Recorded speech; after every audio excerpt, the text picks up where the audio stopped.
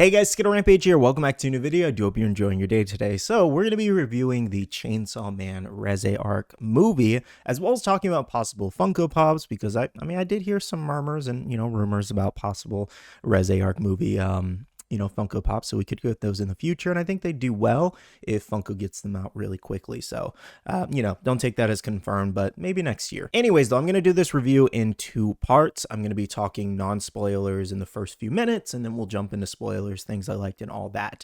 So I'll let you guys know when spoilers are going to be talked about. So my initial rating, I'll just kind of say it at the front of the video here. I actually gave this a 9 out of 10. Talked about this on my YouTube community tab. I talked about it on Instagram, TikTok, all that.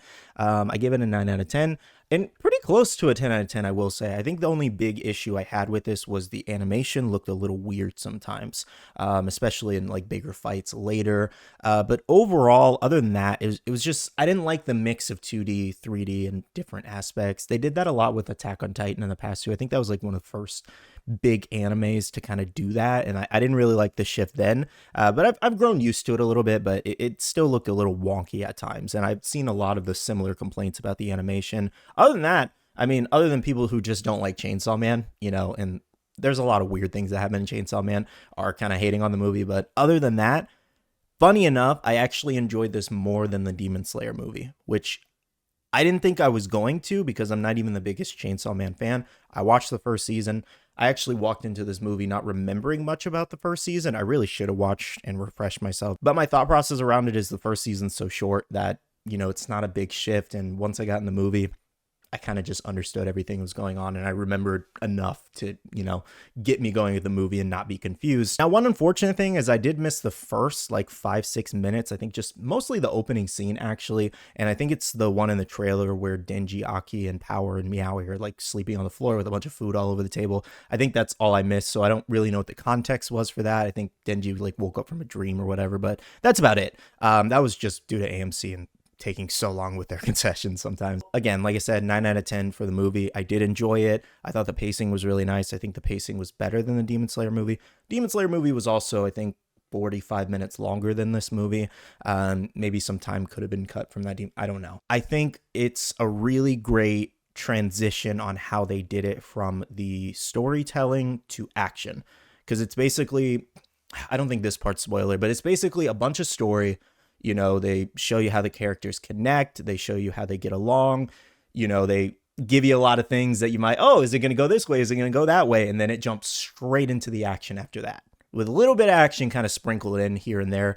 And it was nonstop action till the end of the movie, which I really enjoyed. And I don't know if that's just because I grew up watching a lot of like fighting action animes. Like I recently did a review for Frieren when I just finished it. And that one was a little tough for me to get to because I'm not used to the basically it being mainly story driven right there, and it was just really slow paced, but I really enjoyed it.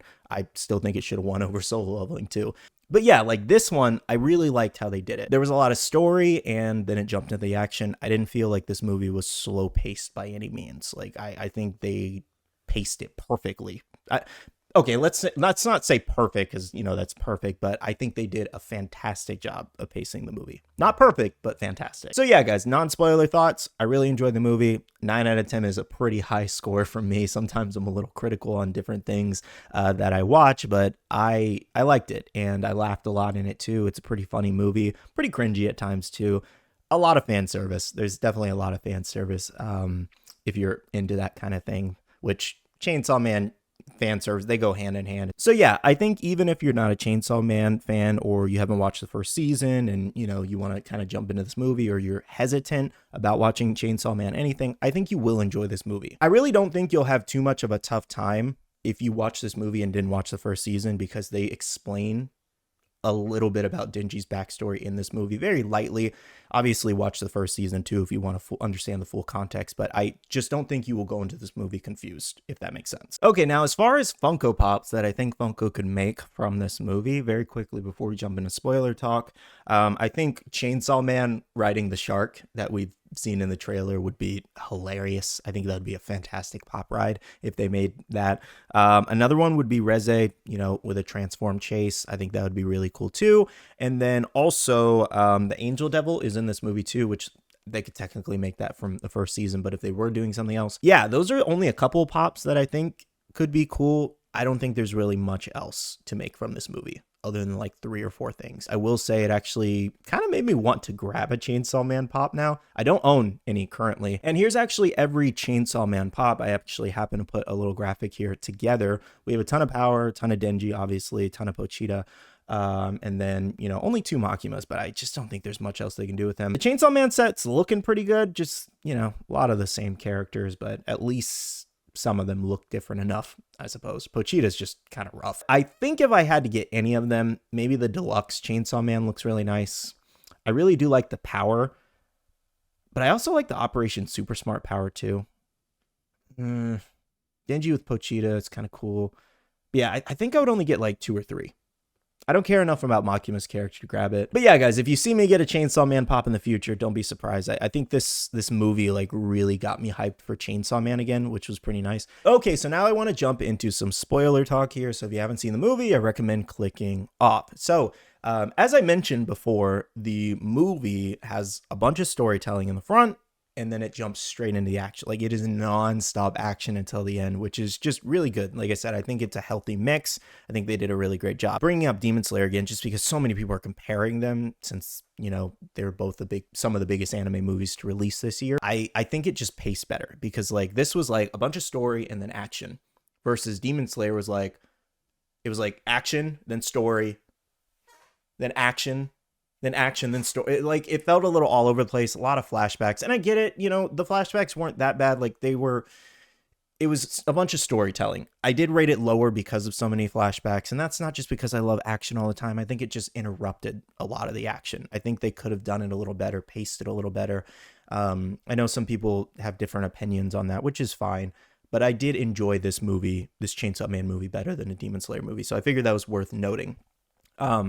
But as far as like the storytelling goes, I really liked Reze for Denji. Like, I really did. I hate that Denji just kind of goes through so much like pain with these different girls. In some way they're all toying with him. Reze had her own motivations. You could say the same thing about Makima. She has her own motivations. And I think that's why I don't like Makima's character, especially more after this movie, because it's so apparent that, she just has her plans for Denji. And, at the end scene when she blocks Reze from going to Denji after Reze was going to leave town, and she doesn't.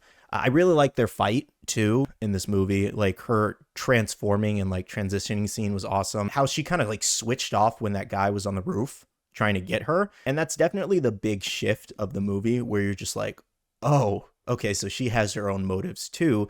You initially just think, oh, she's this cutesy girl. And of course you saw in the trailer, they're fighting. So obviously they're fighting for a reason. But, later on when they're kissing in the fireworks, you're like, oh, okay, that I wasn't expecting that. That caught me off guard. And then, she's stopping him. She's trying to get Denji, and then the shift back into her playing the helpless girl in front of the, I forget which like team it was, but where Aki was helping them train, where she goes in front of them, and like none of them were buying it. They're like, okay, yeah, she's up to some trickery. And then, like she throws her head it's crazy. Like, she is crazy in this movie, and it is just like, I just can't say it anywhere else other than nonstop action. It's nonstop craziness. What she does with her power is insane, and she really gave Denji a run for his money. Like, you could tell how unprepared he was for her, and he definitely adapted in the fight more, especially at the end of their fight, where he strategically uses chains to get her,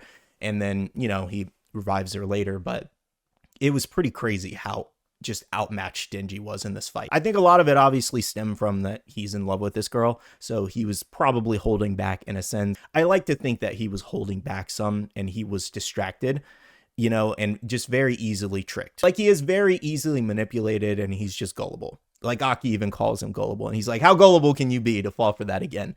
And, he gets pretty serious in different sequences in the fight, but I really like to think that he was holding back specifically because he was in love with her, and he didn't want to hurt her. He didn't want to see any harm done to her, and that's why he didn't turn her in.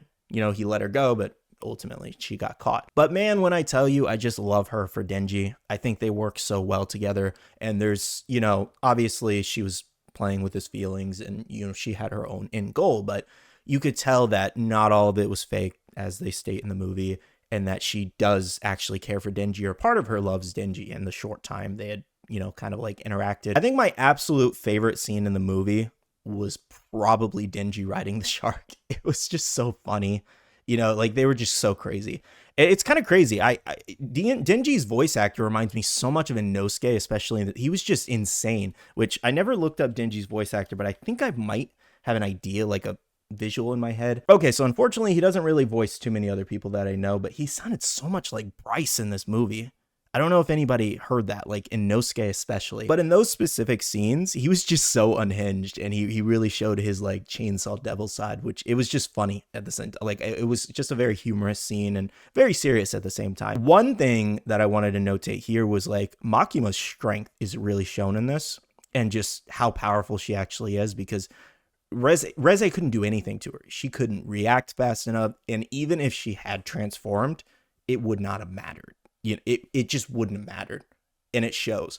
She had Angel there too, but it wouldn't have mattered. Even if Makima, it just would not have mattered, and it shows how crazy and how powerful Makima is. And I think she's the most powerful in the verse to date, because I'm anime only, I don't read the manga, but to my knowledge, I think she is the most powerful to date. So when she had that scene stopping Reze in her tracks, it wasn't even a competition. It was crazy. So that was pretty nuts. So moving on from that, this movie was also full of a lot of fan service. I mean, first season of Chainsaw Man was too. I think a lot of people are going to just kind of use this as fuel to really further hate on the Chainsaw Man community. And I'm not even a big Chainsaw Man like diehard fan, but like what anime doesn't have fan service at the end of the day? Like lately, especially, it's happening in One Punch Man right now, and that anime has been gone for a while. And like this one definitely has a lot too. Like they don't draw in certain things, especially on Reze, as you saw with the pool scene and all that. But I mean, you basically see enough. That was basically my review. Spoiler, non-spoiler. We talked about some Funko Pops. Let me know if you guys enjoyed the movie, or if you haven't seen it yet, do you plan to go see it? And let me know your thoughts then. But for now, thank you so much for watching this video, and I love you guys. See you guys in the next one. See you guys later. Bye.